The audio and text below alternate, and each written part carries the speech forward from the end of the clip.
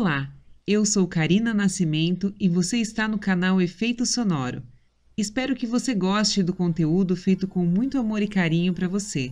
Boa audioleitura! Capítulo 16 Mente subconsciente e relações humanas harmoniosas. Um conceito de importância vital que você aprendeu com o estudo deste livro foi que a mente subconsciente assemelha-se a um gravador e que reproduz fielmente tudo o que você nele carrega. Esse é um dos motivos por que a regra áurea tem tanta importância para a criação e manutenção de um equilíbrio harmonioso em seus relacionamentos. Não julgueis para não sejais julgados. Mateus capítulo 7, versículo 1 e 2. Essa lição encerra sentidos tanto externos quanto internos.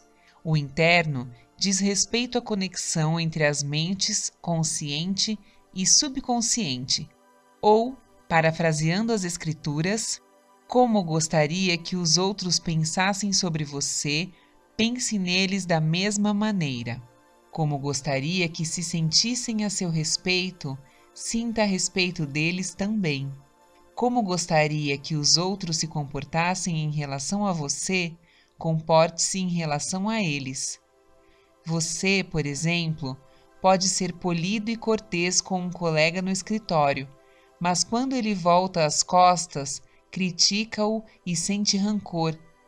Pensamentos negativos como esses são altamente destrutivos para você. É como se você tomasse veneno. A energia negativa que eles geram roubam sua vitalidade, entusiasmo, vigor, orientação superior e boa vontade. Mergulhando no subconsciente, esses pensamentos e emoções negativos causam todos os tipos de problemas e doenças em sua vida. A chave mestra para os relacionamentos felizes. Não julgueis para que não sejais julgados, pois com o critério que julgardes, sereis julgados, e com a medida com que tiveres medido, vos medirão também. Mateus, capítulo 7, versículo 1 e 2. A chave para as relações harmoniosas encontra-se no estudo atento desses versículos e na aplicação das verdades internas que eles representam. Julgar é pensar, chegar a um veredito mental ou a uma conclusão. O modo como você pensa sobre outra pessoa é seu, porque você é o ser pensante. Pensamentos são criativos. Por conseguinte, você cria efetivamente em sua experiência o que pensa e sente sobre outra pessoa. A sugestão que dá a outrem dá também a si mesmo, porque sua mente é um instrumento criador. Esse é o motivo de o evangelista afirmar: pois com o critério que julgardes, sereis julgados. Isso significa que, aplicando padrões e critérios aos demais, você os cria no subconsciente, que em seguida os aplica em você. Uma vez que conheça essa lei e compreenda a maneira como o subconsciente funciona, você terá sempre cuidado ao pensar, sentir e agir da maneira correta em relação aos outros, porque assim fazendo, estará criando uma situação de ação, sentimento e pensamento corretos para você mesmo. E com a medida com que tiverdes medido, vos medirão também.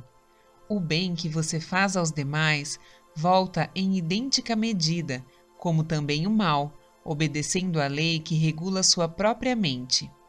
Se alguém rouba ou engana outra pessoa, ele está, na realidade, roubando e enganando a si mesmo. A sensação de culpa e o estado de perda inevitavelmente atrairão para ele, no futuro, a perda que provocou. A mente subconsciente grava o ato mental que praticamos e rege de acordo com a intenção ou motivação desse ato. O subconsciente é impessoal e imutável, e não leva em consideração pessoas, nem respeita aflições religiosas ou instituições de qualquer tipo. Não é compassivo nem vingativo. A maneira como você pensa, sente e age em relação aos outros volta no fim para você mesmo. As manchetes deixavam-no doente. Comece agora a se observar. Observe suas reações a pessoas, condições e circunstâncias. Anote-as em uma caderneta para estudo posterior. Como reagiu aos fatos e notícias do dia? Não faz a mínima diferença se todas as outras pessoas estão erradas e só você está certo. Se as notícias o incomodam, quem praticou o mal contra você foi você mesmo. Uma vez que as emoções negativas roubaram a sua paz e harmonia. Recebi carta de uma mulher pedindo ajuda para o marido. Explicava que ele tinha acessos de raiva toda vez que lia certa coluna do jornal e acrescentava que essa reação constante de raiva e de fúria reprimida era péssima para a pressão arterial muito alta do marido. O médico lhe dissera que tinha que descobrir uma maneira de reduzir o estresse por meio de recondicionamento emocional. Convidei o marido para me visitar. Expliquei-lhe a maneira como a mente funciona. Ele compreendia que era um sinal de imaturidade emocional ficar zangado com um artigo de jornal, mas não tinha ideia dos danos que a raiva provocava em sua mente e em seu corpo. Começou por reconhecer que devia dar ao colunista liberdade de expressar-se como quisesse, mesmo que dele discordasse politicamente, religiosamente e de outras maneiras. De forma idêntica, o colunista devia, por questões morais, dar-lhe a liberdade de escrever uma carta ao jornal, discordando das suas opiniões. Ele aprendeu que podia discordar sem ser desagradável. Acordou para a verdade simples de que não é nunca o que a outra pessoa diz que nos afeta, mas sim nossa própria reação ao que é dito ou feito. Essa explicação ajudou-o a curar-se. Reconheceu que com um pouco de prática poderia dominar essas crises matutinas de mau humor. A esposa me contou mais tarde que ele acabou por aprender a rir do que dizia aquele colunista, com quem tanto antipatizava, e aprendeu também a rir de si mesmo por reagir com tal veemência. A coluna do jornal não tem mais o poder de perturbá-lo, incomodá-lo, irritá-lo. A hipertensão arterial está sob controle, como resultado do aumento de seu equilíbrio emocional e serenidade. Odeio mulheres, mas gosto de homens. Cíntia R. era secretária executiva de uma grande empresa. Veio me procurar porque sentia grande raiva de algumas colegas de escritório. Achava que elas andavam fazendo fofocas e espalhando mentiras a seu respeito. Ao ser questionada, reconheceu que tinha muitos problemas em seus relacionamentos com outras mulheres. E disse: odeio mulheres, mas gosto de homens. Continuando nossa conversa, descobri que Cíntia falava de forma arrogante, insolente e áspera às funcionárias que chefiava. Havia certa vaidade na maneira como falava, e eu lhe disse que o tom de voz que usava poderia afetar desagradavelmente outras pessoas. Ela não se dava conta disso. Para ela, o ponto importante era que as colegas adoravam criar-lhe casos. Se todos em seu escritório ou fábrica o incomodam, não será possível que esse aborrecimento e clima hostil possam ser causados por algum padrão subconsciente ou projeção mental de sua parte? Todos nós sabemos que cães reagem ferozmente se os odiarmos ou temermos. Animais captam nossas vibrações subconscientes e reagem a isso. Será tão absurdo assim dizer que seres humanos são tão sensíveis nesse particular como cães, gatos e outros animais? A essa mulher que odiava mulheres, sugeri um tipo de oração.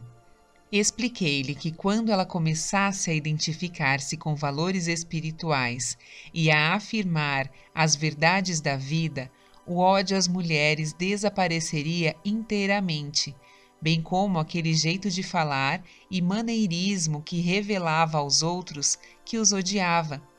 Ela ficou espantada em saber que as emoções aparecem na fala, nos atos, textos e em todos os aspectos de nossa vida. Como resultado de nossa conversa, Cíntia parou de comportar-se de sua maneira típica, ressentida e irritada. Criou uma oração que recitava de modo regular, sistemático e consciente no escritório. A prece que usou com tanto sucesso foi a seguinte: penso, falo e ajo carinhosa, tranquila e pacificamente. Agora envio amor, paz, tolerância e bondade a todos que me criticaram e fizeram fofoca a meu respeito. Baseio meus pensamentos em paz, harmonia e boa vontade para com todas as pessoas. Quando sinto que estou prestes a reagir negativamente, digo com firmeza a mim mesma: eu penso, falo e ajo do ponto de vista do princípio da harmonia, saúde e paz existente em mim. A inteligência criativa me guia, governa e dirige em todos os meus atos. A prática da prece transformou-lhe a vida. Descobriu que a atmosfera de crítica e aborrecimento no escritório desapareceu gradualmente. As colegas tornaram-se amigas e companheiras na jornada da vida. Descobriu a verdade de que não temos ninguém a criticar, nem ninguém a mudar, só nós mesmos. O diálogo interior impedia-lhe a promoção. Certo dia, um vendedor, Jim S., veio me procurar. Estava muito preocupado com os problemas que enfrentava, trabalhando com o gerente de vendas de sua empresa. Estava na companhia havia 10 anos e jamais recebera qualquer promoção ou reconhecimento pelos seus esforços. Mostrou-me suas estatísticas de venda. Notei logo que elas eram proporcionalmente mais altas do que as de outros colegas seus que cobriam o mesmo território.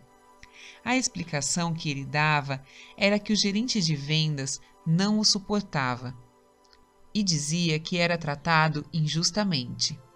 Em reuniões, o gerente ridicularizava-lhe as sugestões e, em certas ocasiões, chegara a tratá-lo com grosseria. Depois de analisarmos juntos a situação, opinei que a causa de todos os seus problemas lhe cabia em grande parte. A ideia que fazia de seu superior e a maneira como o julgava justificava-lhe a reação. Os critérios com que julgamos serão os mesmos com que nos julgarão. O critério e conceito que Jim fazia do gerente eram os aplicáveis a um homem mesquinho, preconceituoso e briguento. Jim sentia-se amargo e hostil contra o chefe. A caminho do trabalho, mantinha uma vigorosa conversa consigo mesmo, cheia de críticas, argumentos, recriminações e denúncias contra o gerente. O que mentalmente dava, Jim era inevitavelmente obrigado a receber de volta. Ao fim de nossa conversa, ele reconheceu que seu diálogo interior era altamente destrutivo. A intensidade e a força de seus pensamentos e emoções, a condenação mental e aviltamento do gerente penetravam em sua mente subconsciente. Isso gerava a reação negativa do chefe, bem como lhe criava outros distúrbios pessoais, físicos e emocionais.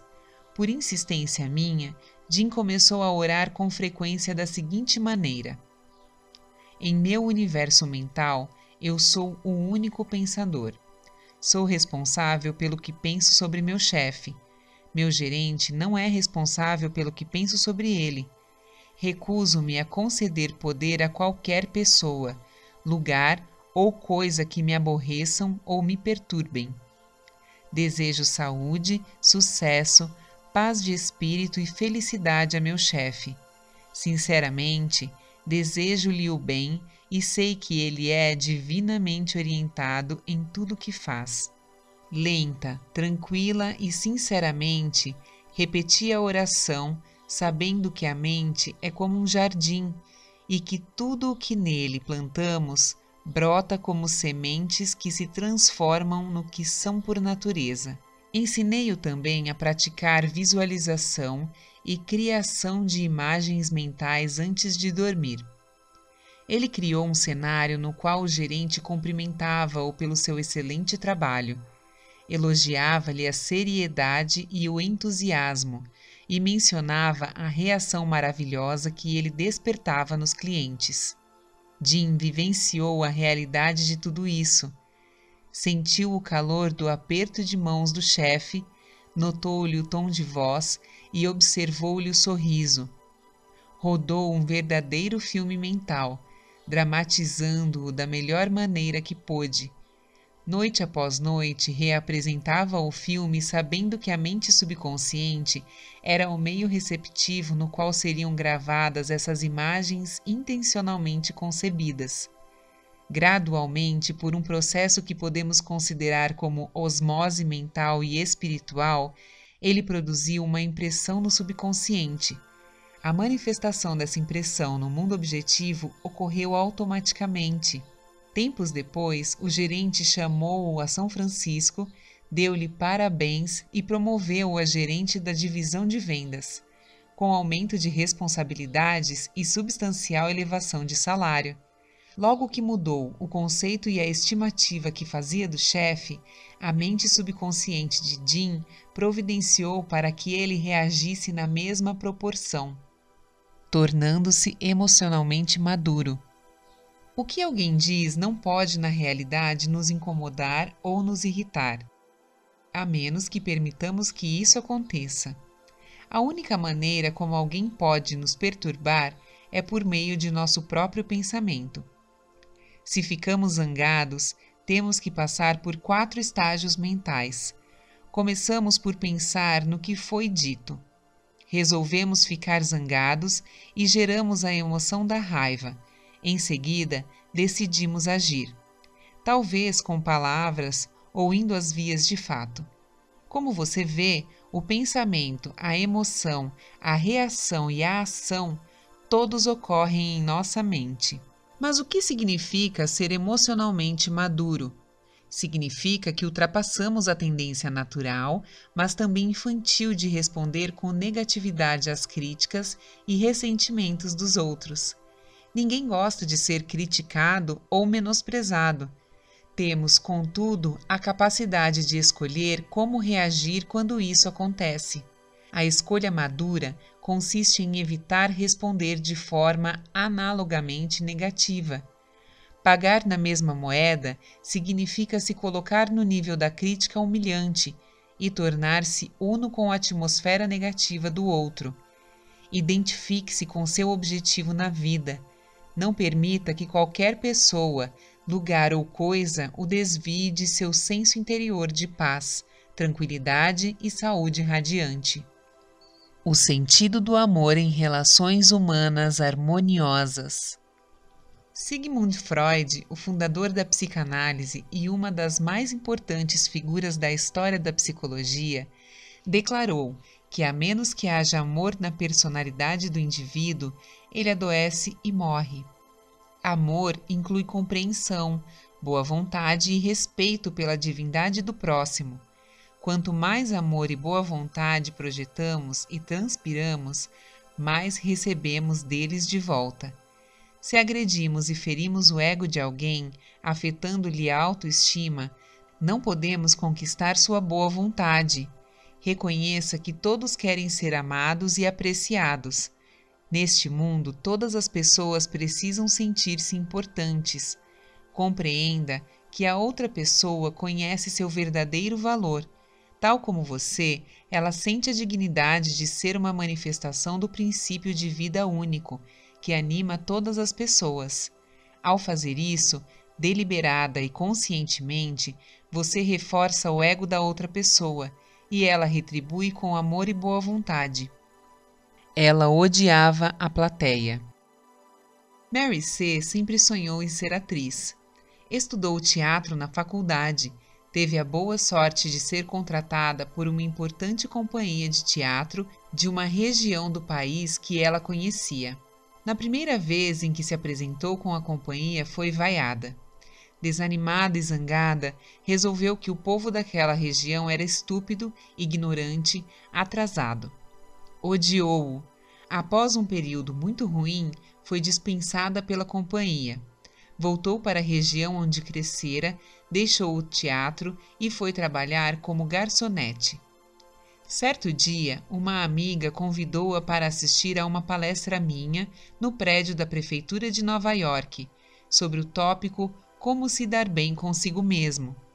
A palestra mudou-lhe a vida. Começou a perceber que reagira de forma errada à experiência com a companhia regional. Reconheceu de início que a peça em que trabalhara não era lá grande coisa e que, como novata na companhia, provavelmente não dera o melhor de si mesma. O problema não fora a plateia, mas a maneira como aceitara a reação e se voltara contra ela, desenvolvendo uma energia negativa. Mary resolveu voltar ao palco e retomar o velho sonho de ser atriz. Começou a orar sinceramente pelas plateias e por si mesma. Transformou em hábito dizer que a paz de Deus estava no coração de todos os presentes e que eles se sentiam enaltecidos e inspirados. Em todas as representações, enviava vibrações de amor à plateia. Hoje, ocupa um lugar importante no teatro. Transmite boa vontade e carinho aos que vão vê-la, e eles retribuem na mesma moeda. Lidando com pessoas difíceis.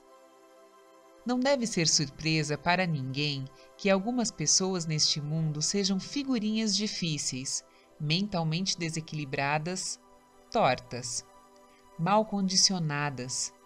Muitas delas são delinquentes mentais, criadoras de casos, hostis, briguentas, cínicas e amarguradas. Psicologicamente estão doentes. A mente dessas pessoas ficou deformada, torta, talvez devido a experiências passadas. O que fazer quando temos que lidar com tais pessoas? A tentação é devolver-lhes, sob a forma de antipatia, a energia negativa que nos enviam. Mas para fazer isso, temos, inicialmente, de lhes absorver mentalmente a energia negativa, com todos os maus efeitos que isso acarreta ao nosso bem-estar. Esforce-se, em vez disso, para retribuir o mal com o bem. Essa atitude cria uma couraça que nos protege contra os problemas e atitudes desagradáveis delas. Por outro lado, o envio de compaixão e compreensão põe em movimento o processo de mudá-las. Sofrimento adora companhia.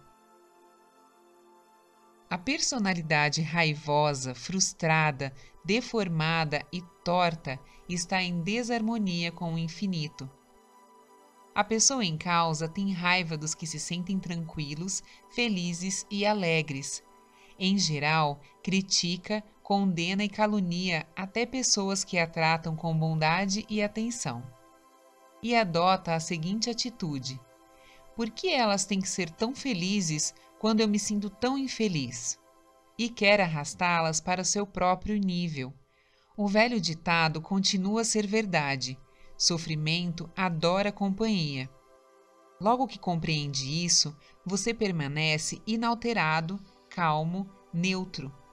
Um cavalheiro chamado Bruce T., que assistiu a palestras minhas em Londres, falou-me da experiência que teve com esse processo. Ele se tornara membro ativo de uma organização de voluntários, interessada no embelezamento da comunidade onde residiam.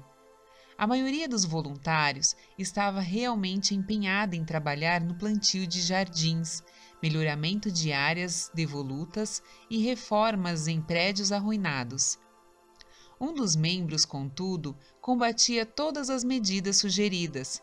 Mais do que isso, constantemente atacava os motivos que inspiravam os demais. e tornou a atmosfera do grupo tão desagradável que a frequência dos voluntários começou a declinar. Outros membros procuraram-no e sugeriram uma ação conjunta para expulsar o grosseirão. Bruce ia concordar com o plano quando se deu conta de que, agindo assim, apenas perpetuaria as atitudes deformadas de tal homem. Em vez disso, começou a visualizá-lo como transformando-se em um membro agradável, prestimoso do grupo. Antes de cada reunião, retirava-se para um canto tranquilo e repetia para si mesmo: eu penso, falo e atuo em total acordo com o princípio de harmonia e paz que existe em mim. Todos os que aceitam os objetivos de nosso grupo fazem-no por bondade e finalidade, dentro da ordem divina. Não há entre nós discórdia ou desentendimentos. A inteligência criadora libera-nos, governa-nos e guia-nos em tudo o que fazemos. Algumas semanas depois, o criador de tantos casos propôs uma nova iniciativa e apresentou-a de forma tão agradável e com tal espírito de cooperação que obteve o apoio de todos os membros do grupo, incluindo aqueles que haviam sugerido expulsá-lo. A prática da empatia nas relações humanas. Há pouco tempo recebi a visita de uma moça chamada Alice O. Ela me disse que há muito tempo odiava outra moça, uma colega de trabalho. A razão desse ódio, descobri, era o fato de a outra ser mais bonita, mais feliz e ter mais dinheiro do que ela. O golpe de misericórdia ocorreu quando a outra noivou com o executivo-chefe da companhia, pessoa por quem Alice sentia grande e antiga admiração. Um dia, após o casamento, a mulher que tanto odiava foi ao trabalho em companhia da filha de um casamento anterior. Alice não sabia que a colega tinha uma filha, ou mesmo que já fora casada. Devido a um problema congênito, a menina usava um aparelho de metal na perna. Alice ouviu-a dizer à mãe: "Mamãe, é aqui que trabalha o meu novo pai? Eu adoro esse lugar porque está cheio de gente boazinha." Meu coração subitamente abriu-se para aquela menininha, contou Alice. Eu sabia como ela devia sentir-se feliz. Tive uma visão de como a mãe dela devia sentir-se feliz a despeito de desvantagens que eu jamais soubera existir. De repente, caí de amores por ela. Fui à sala onde ela trabalhava e lhe desejei todas as felicidades do mundo, e fui sincera no que disse. Nesse momento, Alice sentiu o que psicólogos denominam de empatia. Não é a mesma coisa que simpatia, com a qual compreendemos os sentimentos dos outros. É mais do que isso. Significa projetar-se mentalmente e vivenciar as atitudes e os estados mentais da outra pessoa. Quando Alice projetou seu estado mental ou o que sentia no fundo do coração na mente daquela mulher, foi como se começasse a pensar por meio da experiência da outra. Pensava e sentia como ela, e também como a criança, porque se projetara nela também. Em qualquer ocasião que sentir tentação de ferir ou pensar mal de alguém, projete-se mentalmente na mente de Moisés e pense a partir do ponto de vista dos 10 mandamentos. Se tem tendência para ser invejosa, ciumenta, irritada, projete-se na mente de Jesus. Pense a partir dessa perspectiva e sentirá no âmago do seu ser a verdade das seguintes palavras: amai-vos uns aos outros. Apaziguar jamais dá resultado. Não permita que ninguém se aproveite de você e consiga o que quer com crises de mau humor, de choro e outras formas de chantagem emocional. Essas pessoas são ditadoras, que tentam escravizá-lo e obrigá-lo a fazer o que querem. Seja bondoso, mas firme, e recuse-se a ceder. Apaziguar jamais dá resultado. Recuse-se a contribuir para a má conduta, o egoísmo e a possessividade das pessoas. Lembre-se que essa é a maneira certa de agir. Você está aqui para realizar seu ideal e permanecer fiel às verdades e aos valores espirituais eternos da vida. Não dê a ninguém no mundo o poder de desviá-lo de sua meta, de seu objetivo na vida, que é o de manifestar no mundo seus talentos, servir à humanidade e revelar mais e mais a sabedoria, verdade e beleza de Deus a todas as pessoas. Permaneça fiel a seu ideal. Aceite definitiva e absolutamente que tudo que contribuir para a sua paz, felicidade e realização pessoal terá que ser necessariamente uma bênção para todos que caminham sobre a terra. A harmonia da parte é a harmonia do todo, porque o todo está na parte e a parte está no todo. Tudo que você deve ao outro, como diz São Paulo, é amor, e amor é a aplicação da lei da saúde, da felicidade e da paz de espírito. Dicas úteis em relações humanas. 1. Sua mente subconsciente é um gravador que reproduz seus pensamentos habituais. Pense o bem dos outros e estará realmente pensando bem de si mesmo. 2. Pensamentos de ódio e ressentimento são venenos mentais. Não pense mal dos outros, porque ao assim fazer, você pensa mal de si mesmo. Você é o único pensador no seu universo particular e seus pensamentos são criadores. 3. Sua mente é um instrumento criador. Por conseguinte, o que pensa e sente sobre o outro, você está trazendo para a sua própria existência. Esse é o sentido psicológico da regra áurea. O que gostaria que os outros pensassem de você, pense a respeito deles. 4. Enganar, roubar, privar com dolo outra pessoa trazem-lhe carência, perda e limitações. A mente subconsciente grava suas motivações, pensamentos e sentimentos. Se eles são negativos, perda, limitações e problemas surgem de maneiras incontáveis em sua vida. O que você faz aos outros, faz a si mesmo. 5. O bem que faz, a bondade que demonstra, o amor e os bons votos que envia voltarão a você multiplicados muitas vezes. 6. Você é responsável pelo modo como pensa sobre o outro. Lembre-se, o outro não é responsável pela maneira como você pensa nele. Seus pensamentos são reproduzidos. O que é que você, neste momento, está pensando sobre ele? 7. Amadureça emocionalmente e permita que os outros discordem de você.